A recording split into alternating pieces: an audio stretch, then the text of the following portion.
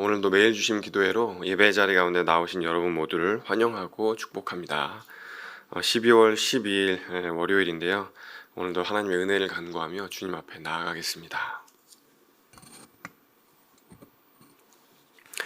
참 좋으신 주님 감사를 드립니다. 오늘도 예배의 자리로 우리를 불러주시니 감사를 드립니다.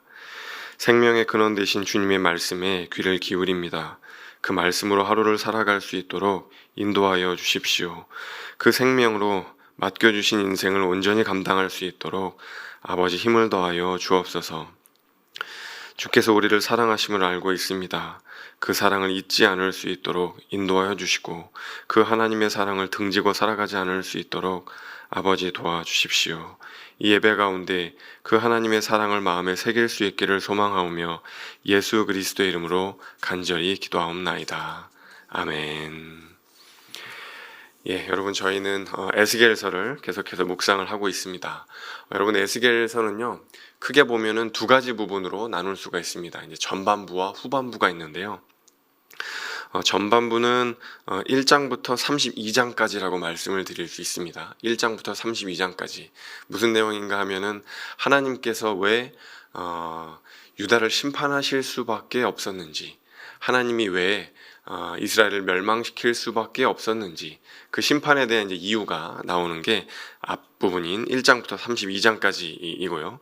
33장부터 48장까지, 그러니까 에스겔 이제 끝부분까지는 왜 하나님께서 유다와 새 언약을 맺으시는지, 하나님께서 이제 어떻게 이스라엘 민족을 회복을 시키시는지 그 회복에 대한 이야기가 나옵니다. 그러니까 이제 전반부는 심판, 후반부는 회복, 이제 그런 이야기가 이제 나오는 거죠. 그래서 오늘부터 이제 읽게 되는 23장, 24장은 전반부에 이제 해당하는 거죠. 32장까지가 이제 심판에 대한 이야기라고 했잖아요. 그러니까 여러분 33장 나오기까지는 계속 심판 이야기가 나옵니다. 그러니까 여러분 왜 이렇게 심판이 안 끝나고 계속되는가? 앞으로도 좀 많이 남았습니다. 그러니까 33장까지는 꼭 참으시고 왜 이렇게 심판 이야기가 많은가 하지 마시고 우리의 삶과 또 우리의 이제 죄와 그런 것들을 돌아보는 이제 그런 시간으로 삼으시면 좋을 것 같습니다. 23장, 24장은 유다에 대한 심판 이야기가 나온다. 여러분 이제 그것을 기억을 하시고 오늘 말씀 이제 접하시면 좋을 것 같습니다. 하나님께서 왜 남유다를 바벨론 포로로 끌려가게 하셨는가? 이제 그 이제 이야기들이 나오는데요. 이거를 이제 비유로 들어서 설명을 하고 계십니다. 비유로.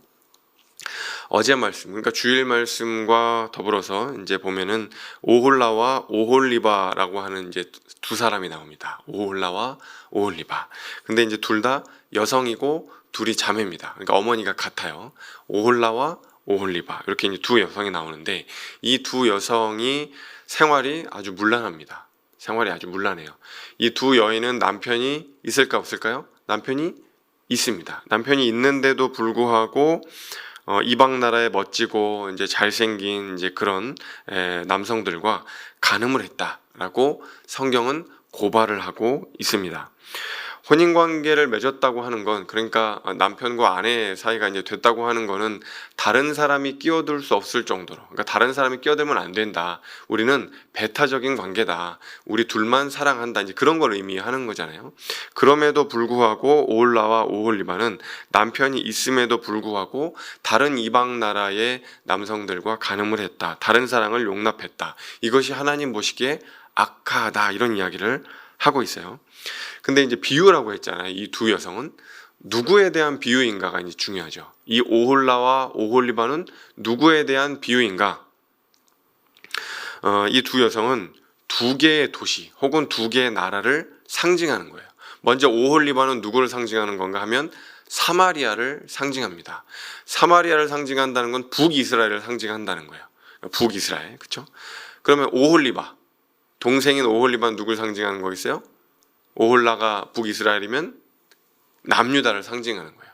예루살렘 혹은 남유다를 상징합니다. 오홀리바 이제 그렇다는 거예요. 그러니까 북이스라엘과 남유다가 힘있고 아주 이제 부국강병한 그런 나라인 아수르, 애굽, 바벨론 이런 나라들을 의지한다. 이제 그것을 비유를 들어서 설명하는 거죠. 근데 이 두 나라를 의지하고 하는 것이 그냥 두 나라를 의지하는 것이 아니라 하나님 보시기에는 영적인 간음이다. 나 여호와 하나님보다도 이방 나라를 더 의지하고 더 사랑한다. 이렇게 이제 하나님은 생각하시는 거죠. 영적인 간음이고 우상숭배다. 이제 그렇다는 거예요. 하나님은 이런 북이스라엘과 남유다를 심판하겠다. 그렇게 이야기를 하세요. 그래서 오늘 이제 말씀을 쭉 읽어보면은 그런 내용이 나옵니다. 이방 나라의 칼이 그들을 찌를 것이다. 이방 나라의 칼이 이제 남유다를 찌를 거다. 그리고 남유다의 코가 잘리고 귀가 깎일 것이다. 그러니까 아주 고통스러울 것이라는 것을 얘기하는 거죠. 불살라지고 발가벗겨져서 수치를 당할 것이다. 정말 아주 정말 그 잔혹한 이제 그런 장면처럼 여겨지는데 이런 이제 그 수치를 당하기까지 심판을 받을 것이다. 심지어는 또 뭐라고 하냐면 자녀들까지도 빼앗기는 아픔을 겪을 것이다. 여러분 이것은 정말 어떤 부모가 원하겠습니까? 차라리 내가 고통당하고 말지 자녀들에게 그것을 물려주겠다고 하는 부모는 없잖아요. 근데 자녀들까지도 빼앗기는 아픔을 겪게 될 것이다. 이제 그 정도로 이스라엘과 남유다의 죄가 크다는 것을 이야기하려고 하는 거겠죠. 여러분 하나님은 왜 이렇게까지 격하게 반응하시고 심판하시는 걸까요? 그건 하나님의 성품 때문입니다. 하나님의 성품. 하나님은 어떤 분이신가? 우리가 이제 성경을 읽을 때 하나님은 어떤 분이신가를 발견하는 게 굉장히 이제 중요한데요. 오늘 말씀에 하나님은 어떤 분이라는 거예요? 오늘 그 이제 우리 일용할 양식 그게 이제 나와 있는 제목과도 같은데요. 질투하시는 하나님이라는 거예요. 질투하시는 하나님. 25절 말씀에도 보니까 하나님이 남유다가 이방 나라와 그렇게 의지하고 이방 나라 언약을 맺고 이런 것들을 하나님께서 질투하신다 이제 그렇게 얘기를 하죠. 그러니까 하나님은 사랑이신 거는 맞는데 그 사랑에는 뭐가 있다는 거예요? 질투가 있다. 이제 그런 겁니다. 여러분 이게 굉장히 중요합니다. 성경이 말하는 하나님은요. 질투하시는 하나님이에요. 오늘 말씀뿐만이 아니고요. 출애굽기 20장 5절에도 보면은 하나님께서 이스라엘에게 너는 다른 신 의지하지 말고 너는 다른 신 섬기지 말고 나 여호와 하나님만 섬겨라 그러면서 뭐라고 하냐면 하나님 여호와는 질투하는 하나님이라. 여러분 이게 얼마나 중요한지 어디에도 들어왔냐면 십계명에 들어온 거예요. 이게 십계명 말씀의 2계명에 보면은 여호와 하나님은 질투하는 하나님이다. 이제 그렇게 되어 있어요. 여러분 성경책이나 그 찬송가 뒤에 붙어 있는 거 한번 읽어보세요. 그렇게 되어 있는 거죠. 또 출애굽기 34장 14절에 보면은 여호와는 질투라 이름하는 질투의 하나님이니라. 이렇게 이야기를 하고 있어요. 여러분 그렇구나 생각하시는 분들은 정말 아주 출중한 그런 신앙의 사람들이신 겁니다. 저는 초신자 때요. 이게 좀 잘 이해가 안 됐어요. 하나님이 질투를 한다. 그러니까 이게 성경적인 하나님을 잘 모를 때니까 하나님이 질투를 한다는 게 좀 뭔가 좀 어색하게 느껴지는 거예요. 하나님의 사랑은 좀 더 뭔가 고매하고 좀 더 고상하고 좀 더 깊고 넓고 뭔가 좀 그런 걸로 생각을 했는데 하나님이 질투를 하다니 드라마에나 나올 법한 그런 하나님이 질투를 하다니 이게 뭔가 좀 저급하게 느껴지기도 하고 이제 그렇게 이제 생각을 했던 거죠. 초신자 때. 그런데 여러분 하나님에 대해서 여러분 이제 그렇게 생각하시는 분이 있을 수 있어요. 하나님은 아가페 하나님이 아니신가? 하나님은 다 받아들여 주시고 다 용납해 주시고 70번씩 7번이라도 용서해 주라고 하신 하나님이시고 세상 인자한 할아버지 할머니처럼 다 품어주시는 그런 하나님이 아닌가? 라고 생각을 하실 수 있는데 오늘 말씀에는 질투하시는 하나님이라고 이야기를 하잖아요. 그러니까 우리가 이제 그러니까 하나님의 사랑을 생각할 때는 무조건적으로 용납하시는 아가페 사랑을 생각하기 쉽죠. 특히 이제 예수님이 이제 그런 사랑을 많이 보여주셨고. 그런데 이제 오늘 말씀을 읽어보면 질투하는 하나님이라는 건 뭔가 남녀 간의 애정, 남녀 간의 사랑, 그 질투라는 건 남녀 간에 일어나는 거니까요. 그런 에로스적인 사랑을 의미하는 거 아닌가? 그래서 뭔가 좀 어색하게 느껴지기도 하는 거죠. 하나님에게 무슨 에로스적인 사랑이 있어요. 뭐 이렇게 이제 생각을 하니까요. 근데 여러분 공부를 하다 보면 좀 재밌는 게 있습니다.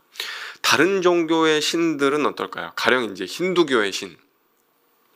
제가 예전에 이제 그 인도 배낭여행을 한 적이 있어요. 물론 인도 단기 선교를 간 적도 있지만 배낭여행 한 적도 있는데 그때 이제 그 아주 유명한 힌두교, 인도 이제 그 철학자가 있는데 이제 하인리 침머라는 사람이 이제 인도의 철학이라는 책을 썼는데 거기 그런 이야기가 있어요.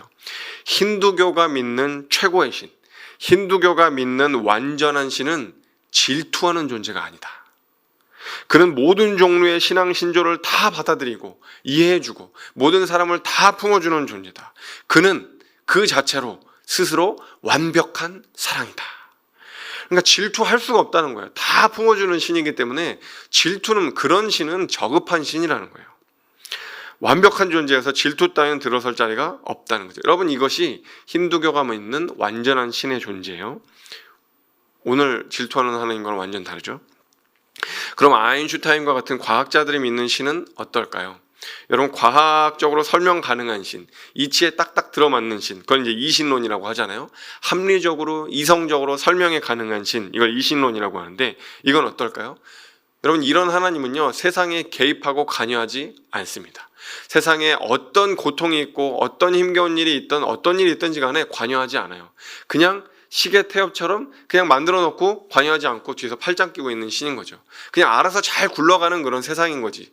하나님께서 관여하고 인격적으로 관계를 맺고 그런 이제 신이 아닌 겁니다. 개입하고 간섭할 이유가 전혀 없는 거죠. 여러분, 성경이 말하는 하나님은 이런 하나님이 아니라는 겁니다. 뒤에서 팔짱 끼고 있는 하나님이 아니라는 거예요. 우리 주 여호와 하나님은 그렇게 무관심하고 무감각한 하나님이 아니라는 겁니다. 왜요? 우리를 너무나 사랑하시니까요. 우리를 너무나 사랑하셔서 질투할 정도로 사랑하기 때문에 하나님은 인간사에 관여하기도 하고 세상사에 개입하기도 하고 하신다는 거죠. 마치 솔로몬이 술람미 여인을 사랑하고 보고 싶고 그렇게 이제 하는 것처럼 하나님은 우리를 보고 싶고 사랑하고 그렇게 질투하며 사랑하신다고 이야기를 하는 겁니다. 그러니까 여러분, 아가서에 나와 있는 하나님은요, 질투하는 하나님이에요.